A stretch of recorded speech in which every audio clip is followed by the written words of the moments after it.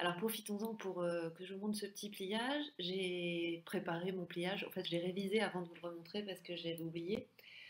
Vous avez au départ une feuille A4, vous la pliez en deux, en superposant bien évidemment vos bords, puis vous repliez de sorte de faire en fait une fenêtre. Hop, ma fenêtre elle s'ouvre. Là j'ai pris une feuille de brouillon, hein, il y avait des choses écrites dessus. Vous marquez bien vos plis parce que c'est comme ça qu'après on obtient un pliage qui est satisfaisant. Voilà. Alors, une fois que vous en êtes là, c'est là qu'en fait on a l'étape la plus délicate avec des élèves.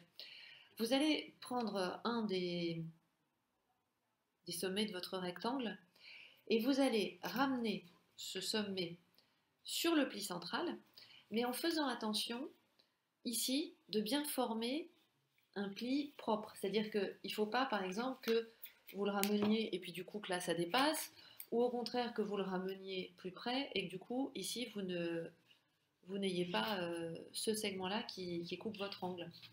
Donc voilà, il faut bien que ce sommet soit sur le pli central et qu'ici vous ayez un pli bien propre.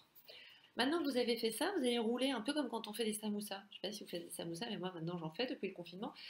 Donc en fait, vous allez, en suivant cette direction, vous allez replier. Donc à chaque fois, on marque bien nos plis.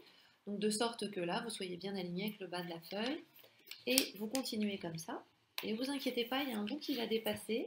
C'est pas grave. Hop. Voilà. Et donc ce petit morceau qui dépasse, vous le pliez pour bien le marquer aussi. Et là, en fait, on a fini la partie pliage. On n'a plus qu'à emboîter. Alors, je redéfais. Hop.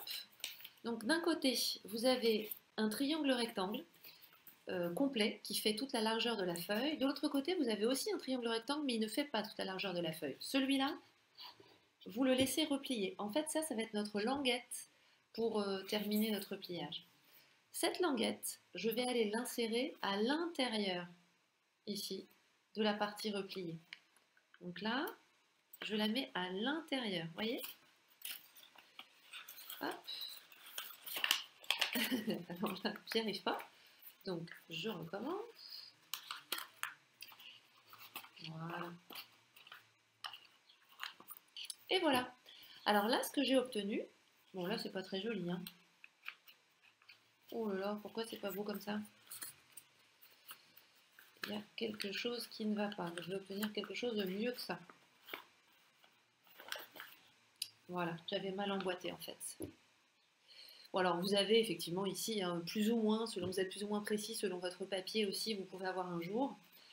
Cela dit, ce que vous obtenez, c'est donc une pyramide à base triangulaire dans laquelle, pardon, chaque face de ma pyramide est un triangle équilatéral. Alors, profitons-en justement pour reparler du vocabulaire général des solides. D'abord, ne confondons pas solide et volume. Ici, par exemple, le solide, c'est cet objet. Le volume, c'est une mesure qui est associée à cet objet. Donc, ce sont deux concepts différents. Alors, en termes de vocabulaire, on a ici, alors ni un coin, ni un pic, ni quoi que ce soit, c'est un sommet. Un sommet, un autre sommet. Ici, j'ai une arête.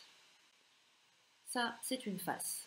Voilà, donc on fait bien attention au vocabulaire liés au solide, parce qu'évidemment, par exemple, si vous parlez de côté sur un solide, moi je ne vous comprends pas.